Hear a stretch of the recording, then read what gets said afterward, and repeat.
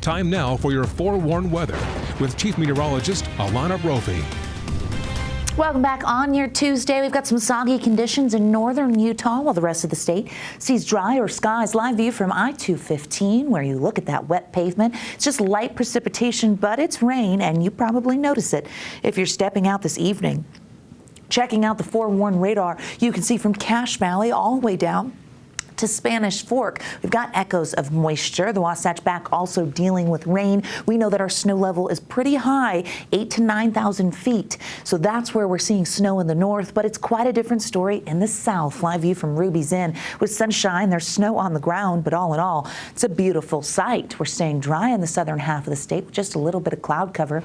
Our high pressure that's been in control actually flattens and moves away today with the storm grazing northern Utah. We see that wet weather moving in, and we pull back, and you're looking to the west. You see that cold front. It will be a weak cold front by the time it pushes through northern Utah tomorrow, but that is what is on the way. So some wet weather for the next several hours. Temperatures in the 40s and 50s. 52 in Salt Lake.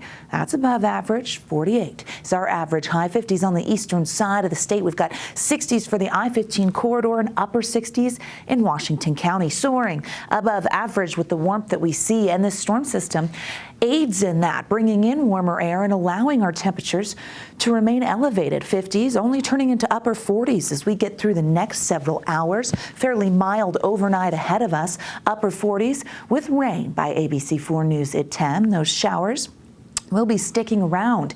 Here's what's going on. We've got two systems out in the Pacific that have really allowed, as we look at our water vapor imagery, for an atmospheric river event to make landfall. You can make that out there into the Pacific Northwest, the core of that moisture. It's a narrow area where we transport that water vapor in. So there's moisture potential, and the storm system is grazing northern Utah, meaning as we head into tomorrow, the chance for wet weather holds on for our Wednesday morning. You can see most likely from Logan to Provo, but we could see moisture as far south as Price. The further north you go, well, the more you're going to see. Let's look at our high-resolution Futurecast here, showing you the showers that are out there. They're going to hold on as we head through the evening commute. Here we are by 6 p.m. Those high snow levels allowing for some heavy, dense, wet mountain snow for the Wasatch, as well as the western Uintas. We see that moisture hold on heading into the overnight here, the early morning hours.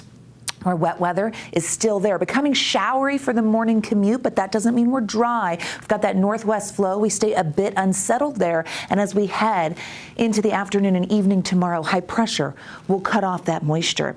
As we look at our elevation type here and precipitation expected, we know accumulating snow is heavily going to focus above 8,000 feet, where we're expecting 2 to 8 inches. Now, above 9,000 feet, where it's going to stay snow, we're looking at 8 to 16 inches. That's the highest peaks of the upper Cottonwoods and the Bear River range. We're looking at rain for our benches and valleys, and in Park City it has been rain, maybe a trace if it was cold enough, but those snow levels jumped pretty quickly. We'll see what the cold front does for us as we head into tomorrow.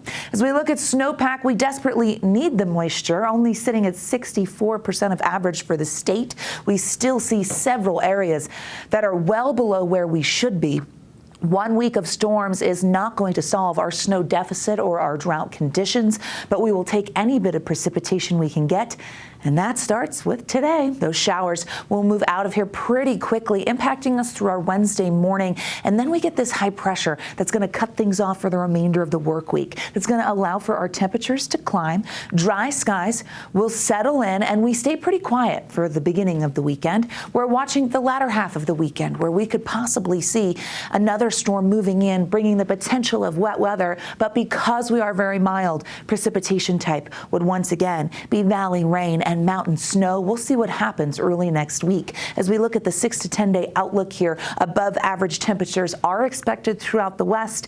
So we're looking at valley rain when we're dealing with storms for the foreseeable future. 50s for tomorrow, spring-like temperatures there. 60s on the eastern side of the state, going low 70s in St. George. Checking out the next 7 days, we've got 70s and high 70s at that. Heading into the weekend, dry conditions, a little breezy, but overall a very quiet 7-day. Wasatch Front has showers for tomorrow. Temperatures climbing into the 60s Friday and Saturday. And then we're watching Sunday and Monday with the chance of a few showers sneaking back into the forecast. Stay on top of it by downloading that ABC4 Weather app Take a picture of the QR code that pops up here, and it will take you to the App Store where you can download for free and be forewarned with our forecast on the go.